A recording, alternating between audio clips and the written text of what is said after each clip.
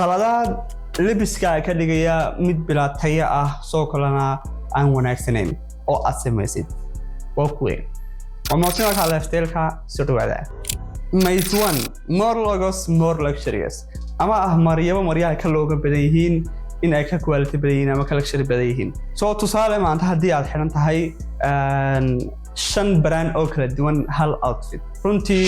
waxa uu meesha ka saarayaa seamless-kii outfit-kaaga iyo soo kale isku dheelitirnaantii soo kale wuxuu noqonayaa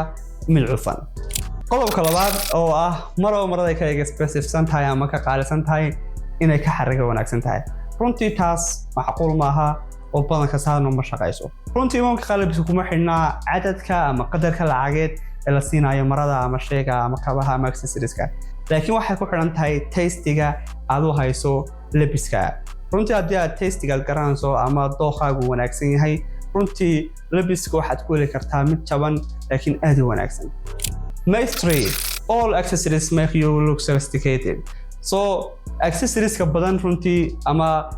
shayada badan ee la xiranayo runtii labiskaaga dilayaan so isku day inaad xirto accessories ka inta kugu haboon ee labiskaaga ku soo baxaysa inta kalena aad u dhigato maalin kale oo aad labis kale aad u xirato runtii waxa noqonaysa marka mid labiskiisu u dhameystiran yahay Mate number 4 bright colors always show confidence runtii waxa jirta midabada qaar labiskaaga aan ku soo baxayn oo haddii aad isku xirato runtii labiskaaga hoos u dhigaya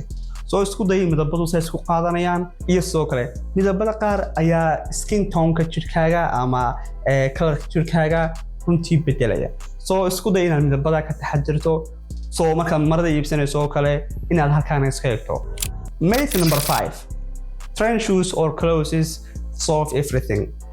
dadka qaar ayaa aaminsan waxyaabaha suuqa ka socda in ay xalka yihiin wax kasta oo u baahan tahay runtii saama ma shaqayso waxa jira marmarka qaar waxyaabahaasi inaanay jirkaaga kuga soo baxaynba haba yaraatee marka aad tijaabiso ayaa dareento inaanay kugu soo baxayn dabadeeto aad isku daydo inaad tijaabiso waxyaabaha kale markasta waxa suuqa ka socda laga yaabaa kuguma soo baxayo